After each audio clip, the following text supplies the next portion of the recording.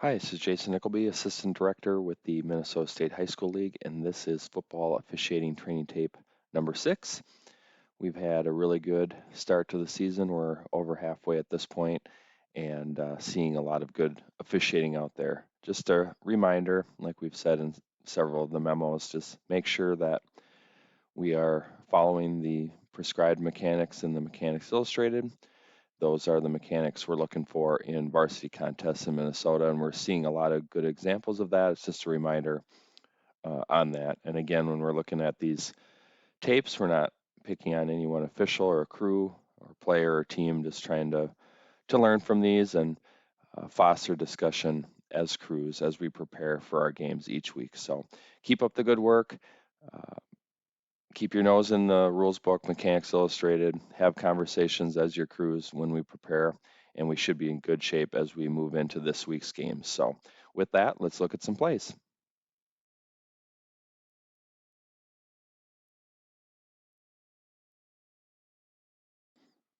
Okay, on this one, just some mechanics considerations. So, we're going to have a bad snap, and something that we want to keep in mind when we have these broken plays like this is the likelihood for low blocks increases when we have bad snaps.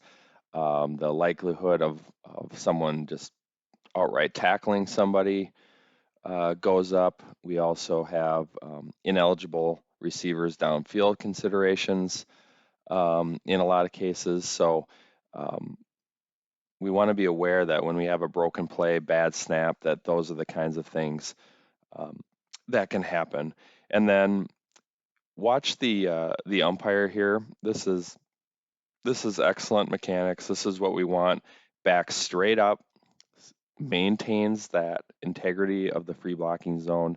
That way, if we end up having a passer that dumps the ball, which also is a high likelihood when we have a bad snap like this, we know whether they can ground the ball or not, or if they need to get it to an area occupied by an eligible receiver. So this is exactly what we want, umpire backing straight up, and then if the passer were to go his direction, let the passer cross in front of your face. So that's really well done. And then referee, we are going to back up uh, at a straight line if possible. If at an angle is also fine, as long as we know where the edge of the free blocking zone is on our side.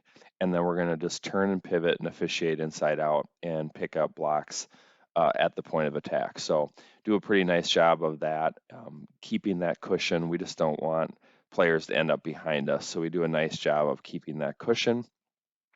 Line of scrimmage, excellent job of maintaining the line of scrimmage. Um, Again, another reason this kind of a play why we don't want to vacate the line of scrimmage. No reason to go downfield um, when the majority of the players are behind the line of scrimmage at this particular point in time. Like how we're staying deep as a line of scrimmage official, so we're a good step or two off the sideline. Gives us good vision and depth. Also promotes our safety, so that's good. The only thing that I would recommend on this particular play, line of scrimmage, is go ahead and take a step or two into the backfield here, and then let this play just develop in front of you. Don't try to keep up with it. Just let it develop in front of you, and then when they push this um, runner back, you give the wine signal, which is great. That's excellent. That's what we want. And then officiate the dead ball action, and you'll be watching these players out of bounds just like you're doing.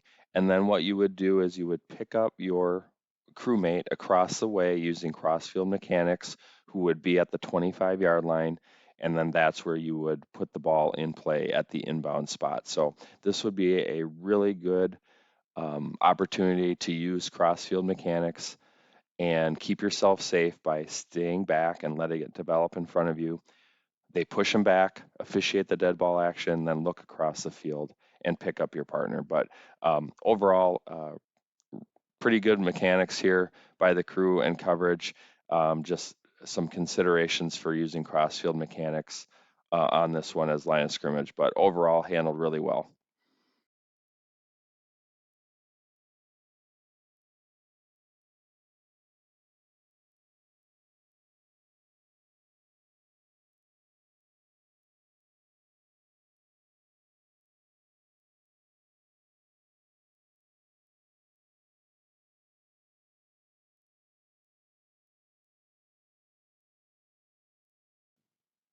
Okay, in this one we have first and goal from the 9-yard line. So I want to talk about our red zone mechanics, goal line mechanics for line of scrimmage officials. So we know the mechanic says that if it's snapped between the 5 and the 10, that we're going to flow to the 5, and then we're going to flow to the goal line depending on how the play is developing. And based on some examples we've seen over the last couple of years, the recommendation at this point from our coordinators is that anytime we have a snap between the 10 and the 5, let's just flow all the way to the goal line, and then we can work backwards to pick up forward progress.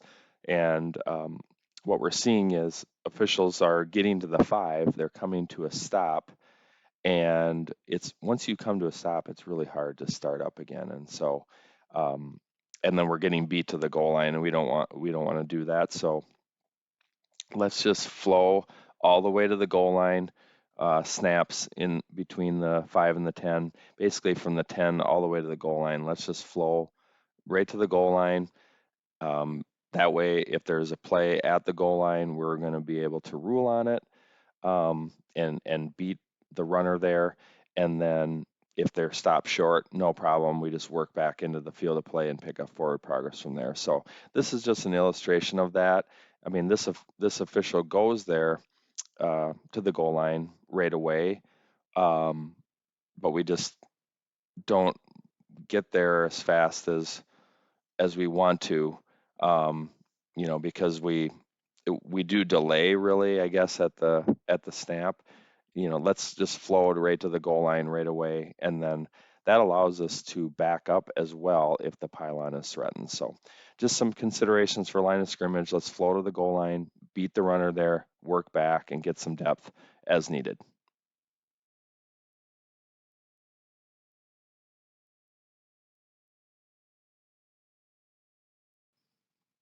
On this one, on the previous play, we had a foul that stopped the clock, and we should be going to a running clock. And I just want to use this as a reminder to the crew that clock awareness and responsibility is for everyone on the crew. We need to be aware of what the clock should be doing, running or stopped, whether it continues to run or should be stopped, and those kinds of things. So just make sure that clock awareness and responsibility is something that we are all um, monitoring, especially at the end of the game or half. When clock is a factor, we want to make sure that we are um, on top of that. So just a reminder to that. And it's not just the referee's responsibility. Don't make the referee think, especially when they come off of an announcement. Make sure that as soon as they come off of an announcement, that at least one person, if not everyone on the crew, is giving them the clock status that we're going to wind or we're going to go on the snap, so they know what to do with the clock coming out of an announcement. And then the next piece I want to cover on this play just is our mechanics and transitions as this play develops. And you'll see here on the replay, we're going to have an interception, and the line of scrimmage official does an excellent job of maintaining the line of scrimmage, turning, pivoting, and then officiating this interception, and swipes 2 times and points, indicating the interception, squares off, good coverage, um, good positioning. This is what we want from line of scrimmage. This is really well done, staying put, turning, pivoting, officiating this action, coming down in the white, squaring off, 2 swipes and point. Then the other piece I want to point out is umpires. Remember, as we already said in a previous play here on this tape, we're going to back straight up and let the passer cross our face, and then we're just going to, from that position, turn, pivot, and officiate inside out. And then if the passer continues downfield, we can jog behind them, keeping our cushion and officiating the quarterback as they go downfield, especially if they go out of bounds into the opposing team's bench area, which would be the case if this quarterback were to continue running. We would want to follow them into the bench area and take them out. That would be the coverage we would want. But in this particular case, he ends up passing the ball, and the umpire needs to stop and pivot and officiate inside out. And then remember, once the quarterback slash passer passes our face, they now can dump the ball. So we know they're out of the free blocking zone. But when they're out of the free blocking zone, they become our primary responsibility for roughing the passer, targeting, pass fumble, and those kinds of things as the umpire. So we want to be stationary to officiate that action. And if you notice here, the umpire, it doesn't seem that he's watching the quarterback. Um, I don't have this as roughing the passer. We don't end up with a pass fumble here, so we're okay.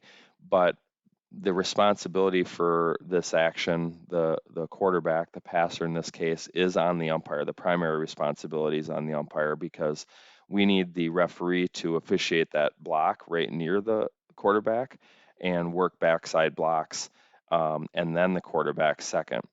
So the hit on the quarterback would be the responsibility of the umpire in this case. So just stop, turn, and pivot, officiate inside out, and then you're responsible for the quarterback slash passer. So if he was roughed or if he fumbles the ball, that would be our responsibility as umpire. So just a reminder, that's where our vision should be. We don't want our vision downfield. We want our vision on the quarterback slash passer in this particular case. And referees, you're going to work backside blocks, and then you can turn your attention to the quarterback slash passer as a secondary responsibility once the passer crosses the face of the umpire.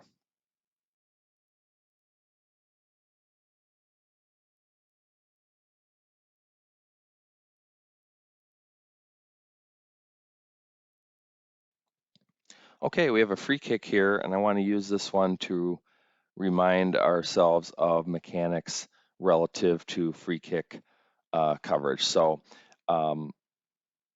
back judges, you're going to give the ball to the kicker once everybody is counted, remind them of having 4 players on each side of the kicker and to not encroach on the kicker's restraining line. Umpires, you're going to be at the 50. Again, all 4 officials besides the referee will be two steps into the white, and the 2 line scrimmage officials are going to be at the pylon, again working deep, referee at the goal line. So that's our initial position, and then once the ball is kicked, we need umpire and back judge to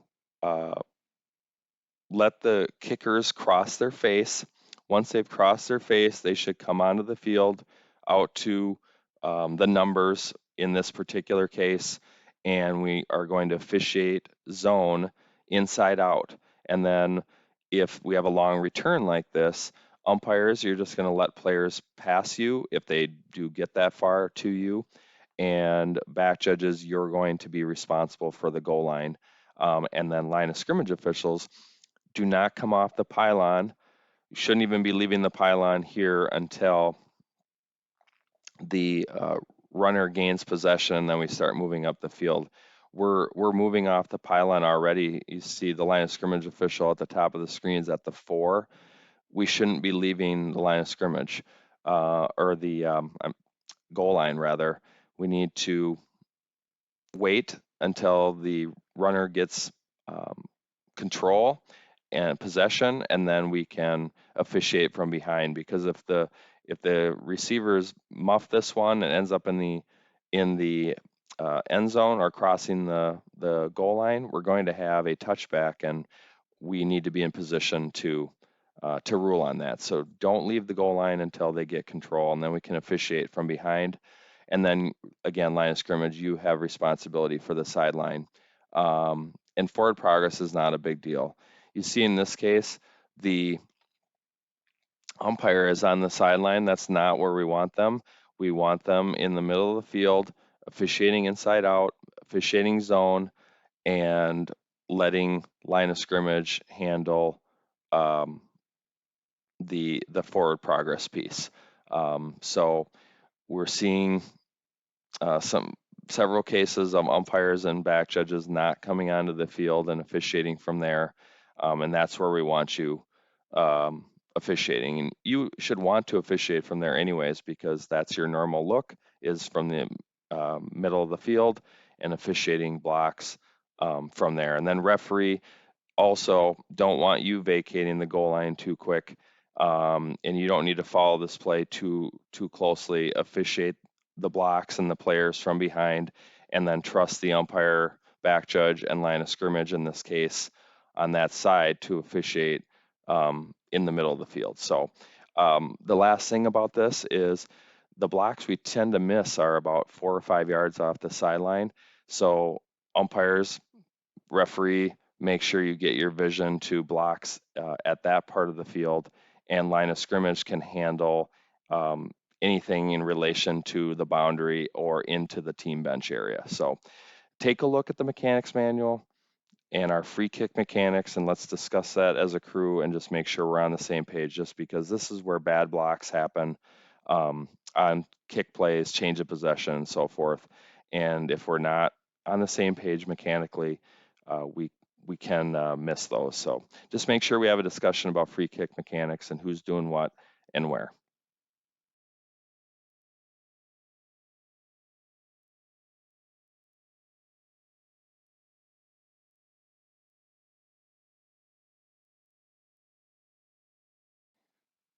Okay, we're going to have 3rd and 6 here. So likely passing play. So just having that in our mind, in our pre-snap routine, that this is a likely possibility, and then just being ready to cover it. And this play is an example of just outstanding mechanics, exactly what we want to see. It's about perfectly done. Just gives you the goosebumps at how good we are in this play mechanically. So I'll start with the the umpire back straight up, turns, pivots, officiate inside out. Referee maintains that cushion with the umpire, and so we do a really nice job with referee and umpire especially, maintaining the integrity of the free blocking zone, turning officiate inside out, and officiating the quarterback and passer, and referee working backside. So that's perfect. That's exactly what we want. Just really well done. And then finally, the line of scrimmage mechanics here are excellent. Notice the line of scrimmage official at the top of the screen is in excellent position as well. And then when we have this pass at the sideline, first of all, we maintain the line of scrimmage, which is perfect. And then we turn and pivot, and we're stationary, and we just hunker down and officiate this catch, no catch. We're straddling the sideline there. This is perfect. This is excellent mechanics. Line of scrimmage, perfect. Stationary. If this was a tight catch, no catch, we'd be all over it. And then when it's incomplete, we just calmly wipe it incomplete 2 times.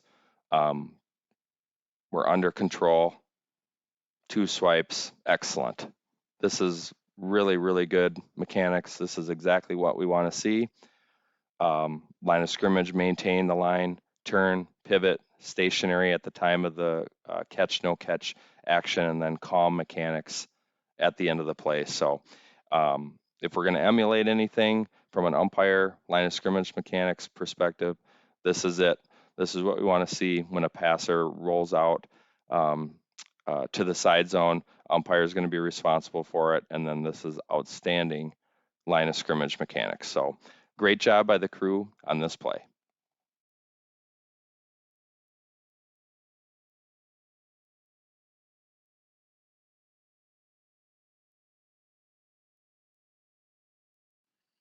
Okay, on this one, we're going to have a long pass play down the sideline here in front of the line judge, and we are going to have a nice catch here by number 81, goes up, high points it, and we come down and square off and pick up this forward progress spot, and we're stationary at the time of the the action. Again, another good example of outstanding mechanics, exactly what we want to see. Line of scrimmage, turns, pivots, stationary, comes down in the white, squares off, and picks up forward progress and indicates the catch. So you'll notice here on the replay, we're stationary at the time of this action. Just excellent. And then uh, back judge is at the goal line, exactly where we want to be. If we can be stationary, they'd be ideal, but we're at the goal line. We maintain that cushion.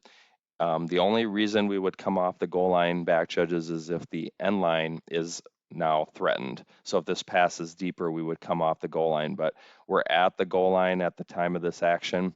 And if we can be stationary, that would be ideal, but we're in really good position, and this is outstanding line of scrimmage mechanics. Just something to think about is when we do have a longer pass play, and we're using O2Os, and communicating with the crew, back judge, what you could do is, as the line of scrimmage official is coming down the field, you could say, um, 9, put it at the 9 or 8 or whatever you have, and that way the line of scrimmage official would have an idea of the forward progress spot. The line of scrimmage official gets it here. This is perfectly done by the line of scrimmage official, but we can always help from back judge, giving them the forward progress spot so they can go to that line and then square off. So just something to consider when you're using O2Os is to help communicate that the spot where the ball became dead, particularly on long pass plays, so that the line of scrimmage official can come down and square off. But overall, this is excellent mechanics, line of scrimmage, very good positioning, back judge, and just keeping it boxed in and good depth. So outstanding mechanics by the crew in this play.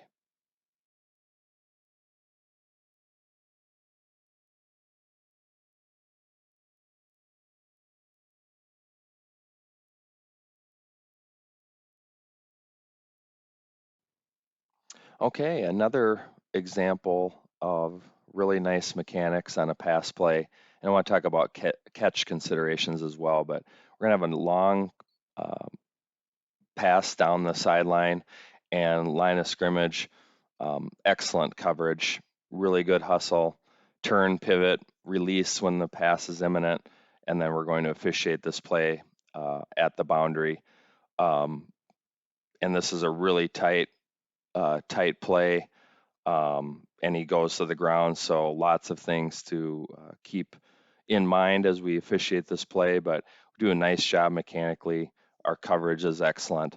The only thing I would point out is when we come down with players out of bounds, let's turn and face the players out of bounds. But that's the only thing I would change about this. Overall, just excellent coverage and hustle and mechanics. And then back judge, you'll notice in the replay that the back judge has an excellent cushion, is stationary at the time of this action to assist with catch, no catch. And then once the catch, no catch action has completed, the back judge now makes his way over to assist with dead ball officiating, relaying in the new ball, and so forth. And we want to make sure we do our dead ball officiating before we get a new ball. But we do an outstanding job here of maintaining a good cushion and assisting with this action at the boundary by the back judge. So just really nice coverage by the officials in this particular play. Now, from a catch consideration, this is a really tight catch, no catch at the sideline, and just some things we need to consider as it relates to a catch. So we're looking for the player who is attempting to make the catch. We're looking for them to establish control of the ball and have a body part down inbounds. If it's their foot, then we're going to officiate that whole foot. So if we go heel toe and the heel is inbounds, and then the toe subsequently lands out of bounds in one movement, that is going to be an incomplete pass. Same thing if we go toe and then heel. But if we just drag our toes and then end up out of bounds, no problem. That's the body part down inbounds that we would be looking for. And then at the end of the process, we're looking for them to do one of two things. Either, and these aren't listed in the rules book, this is just good criteria to use to judge a catch, no catch, because again, coaches don't want cheap catch fumbles. We want to make sure it's a legitimate, solid catch. And we do that by using one of the two of the following criteria. One, the receiver, after they've gained control of the football and they get a body part down in bounds, they're going to do something, an act common to the game, which means they're going to turn and run upfield, establish themselves as a runner. They're no longer a defenseless player. When you can judge them as not defenseless any longer, that tells you that they are now a runner, and if they lose control of the ball at that point, then it would be a fumble. In this particular case, the player does not have a chance to do anything common to the game, any act common to the game. So if this ball were to come out, it would be an incomplete pass because he hasn't had a chance to turn upfield, reach for a first down, um, lunge, those kinds of things. And if he doesn't have a chance to do that and the ball comes out, it would be an incomplete pass. In this case, because he doesn't have a chance to do that and he's going to the ground, the other criteria we need to consider is maintaining control of the ball throughout the process. And the process is completed once we've made it to the ground and we maintain that control. So in this case, because we didn't do an act common to the game as the receiver and we're going to the ground, if this ball were to come out when number 3 hits the ground, that would be an incomplete pass. So we need to maintain control throughout the process. He makes it to the ground, turns over, and once he turns over on the ground, he's maintained control throughout the process, and this would be a catch, and that's what we have on the field. And even if we see some movement of the football, as long as we maintain firm control, that's good enough. Okay, so don't have the best eyes in the history of officiating and tell me it moved a millimeter and we're going to call it incomplete. This is a really nice catch by number 3. He maintains control throughout the process because he goes to the ground, and we're going to notice that there is some movement of the ball, but 3 maintains control throughout this process. So this is one we would want it as a catch, and we do a nice job here of doing that. But just remember our criteria: control, body part down inbounds, act common to the game. And then if we do not have an act common to the game and we're going to the ground, we do need to have control throughout the process. And if we do, then we would have a completed catch, just like we do in this case. So excellent mechanics and coverage by the crew, and just a reminder on our considerations for whether a pass is complete or not, and make sure we're just on top of that rules-wise and philosophy.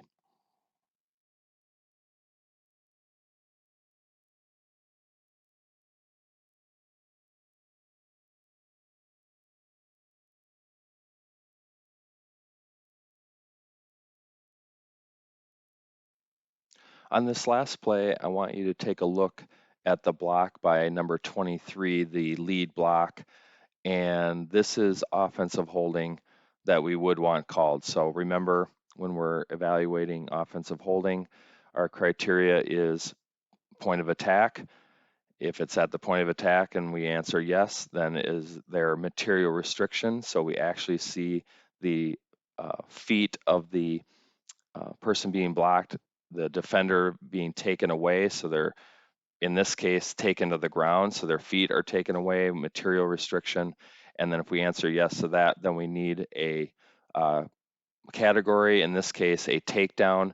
So this is definitely offensive holding that we want called. And where we want vision on this one is umpires.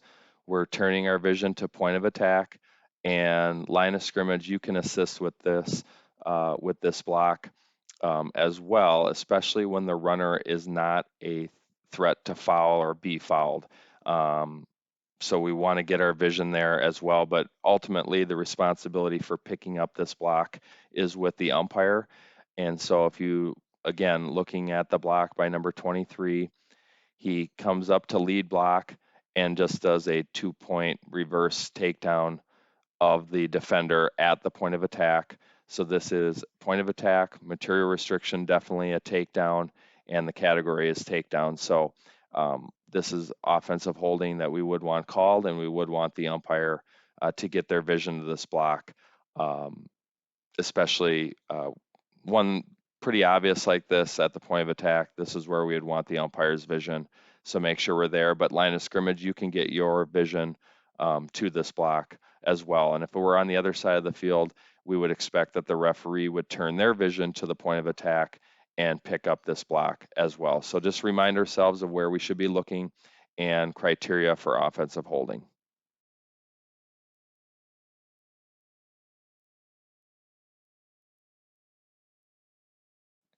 Okay, that will do it for training tape number 6.